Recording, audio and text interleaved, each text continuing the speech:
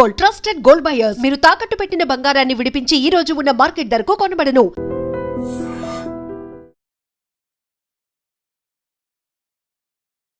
Sir global లెవెల్లో student permits చూసుకుంటే కనుక ఎక్కువగా కెనడాలో 74% of Indian student visas reject అవుతున్నాయి. అంటే ఇది చాలా పెద్ద నెంబర్ యాక్చువల్లీ.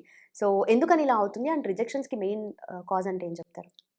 నేను రీసెర్చ్ చేసిన ప్రకారం అమ్మ, అమెరికాలో కోడి కూసిందంటే కెనడాలో కోడి గుడ్డు పెట్టిందని చెప్పచ్చు. రెండు రిలేటెడ్గా ఉంటాయి. ఓకే అంటే ఓకే రెండు అక్కడ జరిగిందంటే వీడి వెంటనే ఇక్కడ ఓకే నా కంట్రీకి కూడా అవుతుంది అన్న ఫీలింగ్ తోటి ఉంటారు వాళ్ళు. అంటే ఒక ఇండియన్ నేపాల్ రిలేషన్ చెప్పుకోవచ్చు. Okay. ఇండియాలో ఎట్లా ఉంటుందో నేపాల్ కూడా అట్లాగే ఉంటుంది. Okay. కానీ రెండు వేరు వేరు కంట్రీస్. అమెరికాలో రిజెక్ట్ చేశాడు కాబట్టి మనం అక్కడ రిజెక్ట్ చేయాలి. అమెరికాలో రిజెక్ట్ చేయలేదమ్మా. అమెరికాలో మనం వెళ్ళలేదు. ఓకే 80% స్టూడెంట్ డ్రాప్ అవుట్స్ మనకు స్టార్ట్ అయ్యాయి. ఈ 80% డ్రాప్ అవుట్ అయిన తర్వాత ఈ 80% స్టూడెంట్స్ ఏదో మూలకి వెళ్తారు. కెనడా కానీ, లండన్ కానీ, యూకే కానీ, లేకపోతే ఆస్ట్రేలియా. మన ఆస్ట్రేలియా కానీ, మన ఫ్రాన్స్ కానీ, ఏదో జర్మనీ కానీ వెళ్తారు. ఎక్కువ ప్రిఫర్ చేసేది కెనడాకి ప్రిఫర్ చేస్తారు. రష్ ఎక్కువైందమ్మా. జనరల్గా ఎప్పుడు కూడా కెనడాకి ఒక 100 మంది వస్తారు అనుకోండి. అంటే 1000 మందిలో చెప్తున్నా 900 మంది యుఎస్ వెళ్తారు అనుకోండి. ఈసారి ఏమైంది, 900 మంది యుఎస్ వెళ్ళకుండా అక్కడికి 200 మంది వెళ్ళారు. మిగిలినటువంటి 700 మంది ఎవరైతే ఉన్నారో 600 మంది వీళ్ళందరూ కెనడాకి వచ్చారు. Next destination. ఇప్పుడు ఏమవుతుంది, 100 మంది రావాల్సిన చోట 700 మంది వచ్చారు. అక్కడ స్పేస్ అమ్మ ఎప్పుడు కూడా అక్కడ కెనడా యుఎస్లా కాదు. కెనడా ఏం చేస్తుందంటే ఉన్న వాళ్ళ గురించి, అంటే ఉన్న సిటిజన్స్కి ఆటంకం కలగకుండా, ఇబ్బంది రాకుండా, లోకల్లో ఉండేటువంటి స్టూడెంట్స్కి ఇబ్బంది పడకుండా ఎంతవరకు అకామిడేట్ చేయాలో అంతవరకు అకామిడేట్ చేస్తుంది. ఎక్సెస్గా తీసేసుకోదు. దాంట్లో ఫస్ట్ ప్రాసెస్ ఏం చేస్తే రిజెక్ట్ చేయడానికి ట్రై చేస్తుంది. ఈ రిజెక్ట్ చేసే దాంట్లో పారామీటర్స్ ఏముంటాయంటే, వాళ్ళు మెయిన్గా రెసిడెన్సీ పర్మిషన్స్కి వీళ్ళు ఉండిపోతారు వీళ్ళు అనుకుంటే మాత్రం వాళ్ళు Canada will not give the permission. And మనకి ఇండియాకి కెనడాకి కొంచెం స్ట్రెయిన్ రిలేషన్స్ ఉన్నాయి మనకి. అకాలీదళ్ మూమెంట్ తర్వాత ఏమైందంటే కొంచెం స్ట్రెయిన్ రిలేషన్స్ ఎక్కువే ఉన్నాయి మనకి. అంత ఈజీగా అవి ప్యాచప్ అయిపోతాయంటే ఇంకో 5 years పడుతుంది. ఒక ఎంబసీలో జనాభాను కూడా తగ్గించుకున్నారు. అంటే మనం ఈ డిప్లొమసీ వేగా చూసుకోవాలి. ఎడ్యుకేషన్ మీద ఎంత కలుస్తున్నారు అట్లా ఆలోచిస్తే కానీ ఇది అర్థం కాదు మీకు. డిప్లొమసీలో ఏంటంటే కెనడాలో ఉండేటువంటి డిప్లొమాట్స్, ఇండియాలో ఉండే డిప్లొమాట్స్ కొంతమంది మనుషులు తగ్గించారు అంటే ఆ కంట్రీ తోటి రిలేషన్ స్ట్రెయిన్ అయితేనే తగ్గిస్తారు. అట్లాగా కంట్రీకి కంట్రీ ఉండే రిలేషన్ ఏదైతే ఉందో ఆ రిలేషన్ స్ట్రెయిన్ అయిందని చెప్పచ్చు. ఇప్పుడు ఈ మధ్యన మళ్ళీ ఫుల్ ప్లెడ్జ్గా డిప్లొమాట్స్ పంపించడం, ఎంబసీస్ ఫుల్గా ఉండటం జరిగింది. అది కానీ ఇంపాక్ట్ అనేది మాత్రం కొన్నాళ్ళు టైం పడుతుంది. నో డౌట్ ఇండియా నుంచి వచ్చేటువంటి స్టూడెంట్స్, అబ్రాడ్కి వచ్చేటువంటి కెనడాకి వచ్చే స్టూడెంట్స్ ప్రపంచంలో ఏ కంట్రీ నుంచి రారు. ఒకటి ఆ కంట్రీకైనా. కానీ తీసుకునేటువంటి పారామీటర్స్లో తీసుకునేసరికి జోన్స్ వైజ్గా చూసుకుంటారు. అండ్ ఆల్సో వీళ్ళు రావటం వల్ల మాకు కొంచెం ఇబ్బందిగా ఉందని చెప్పి వాళ్ళు ఇంటర్నల్గా అనుకుంటాం. యూనివర్సిటీస్ రిజెక్ట్ చేయటం, అక్కడ యూఎస్లో ఎక్కడ యూనివర్సిటీస్ రిజెక్ట్ చేయలేదు. కెనడాలో యూనివర్సిటీసే రిజెక్ట్ చేస్తాం జరుగుతుంది. ఇవి సీట్స్ ఇవ్వటం, తర్వాత ఎక్సెస్గా ఉన్నాయి మాకు వద్దు అని చెప్పడం. అండ్ కోర్స్ వైజ్గా కూడా వీళ్ళు ఏదైతే పెట్టుకున్నటువంటి ఆప్షన్లో ఉండేటువంటి కోర్సెస్ అనేది ఆల్రెడీ ఎగ్జిస్టింగ్ కోర్సెస్ ఎగ్జాస్ట్ అయిపోవటం. యూఎస్లో ఏం చేసిందంటే రీసెంట్గా తీసుకొచ్చినటువంటి ఒక ఆర్డినెన్స్ ఏంటంటే 15% మాత్రమే ఫారెన్ కంట్రీస్ వాళ్ళు తీసుకుంటాం, 5% ఫ్రమ్ ఏ కంట్రీ తీసుకుంటాం. అంటే 1000 మంది స్టూడెంట్స్ ఉన్నారనుకోండి, దాంట్లో 15% మేము సీట్ ఇస్తాం. అంటే ఎంతమందికి ఇస్తున్నారు? 150 మందికి ఇస్తున్నారు.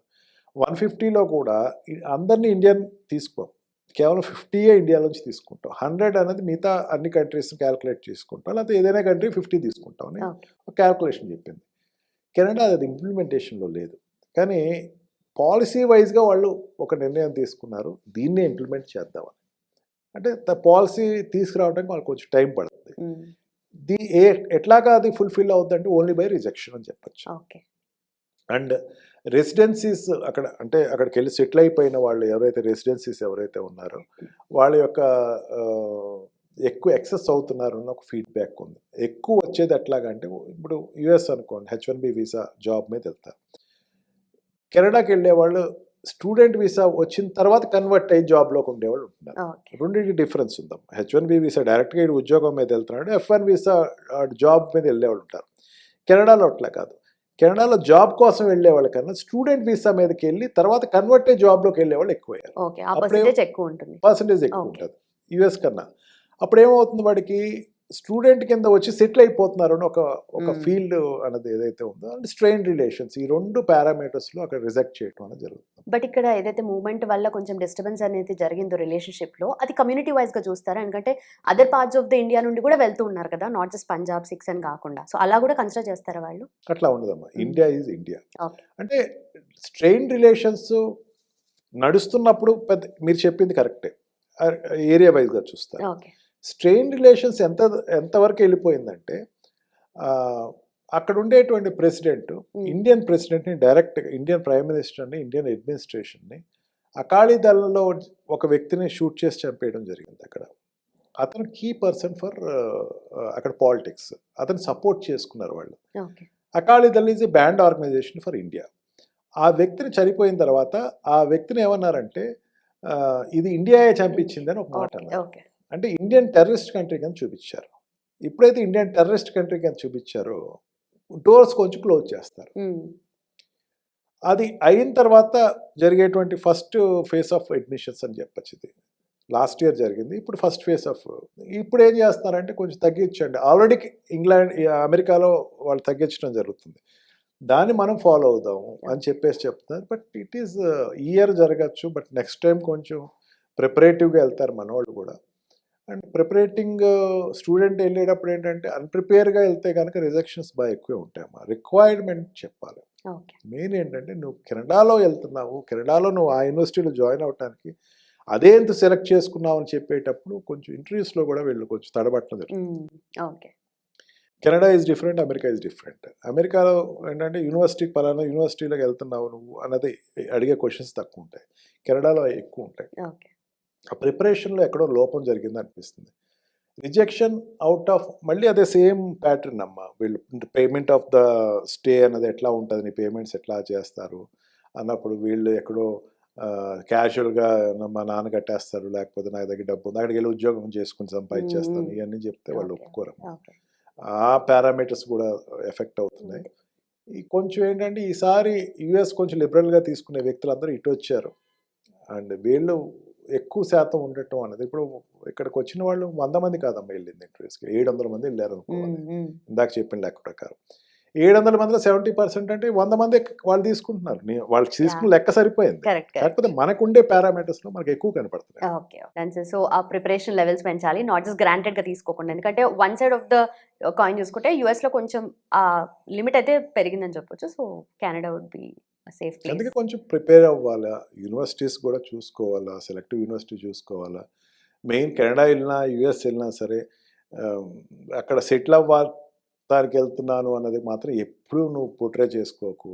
చదివేసుకుని వచ్చేస్తా నేను అని చెప్పేసి ఉండేటైతేనే కంట్రీస్ తీసుకుంటాయి. Of course later you get better job, అక్కడ కంటిన్యూ అవుతావు, రెసిడెన్సీకి అప్లై చేస్తావు, they will take you. But portray చేసుకునేటప్పుడు మాత్రం ఎక్కువ మనం ఇండియా వెనక్కి వచ్చేస్తానన్నది, నా కంట్రీ అంటే నాకు అభిమానం అంతా ఎక్స్ప్రెస్ చేస్తేనే నీకు ఇక్కడ స్టూడెంట్ వీసా అనేది ఈజీగా వస్తుంది.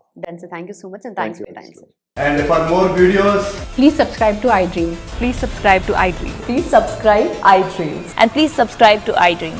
For more videos, subscribe to iDream. please like, share and subscribe to the channel. Congratulations, iDream. Subscribe to iDream. Subscribe to iDream. So subscribe to iDream Media. iDream ki iDream team andarki huge congratulations. Please subscribe iDream Media. Please subscribe to iDream. Subscribe iDream. Please subscribe to iDream. iDream అంటే నా కళల channel subscribe చేసుకున్న నోరు తిరుగుతలేదు, మీరైతే గంట గుర్తు కొట్టండి. For more such videos, please subscribe to iDream. Subscribe to iDream. Please subscribe to iDream. Please subscribe iDream Media. Please do subscribe to iDream. Please subscribe to iDream Media. For best entertainment and information, please subscribe iDream. And don't forget to subscribe to iDream.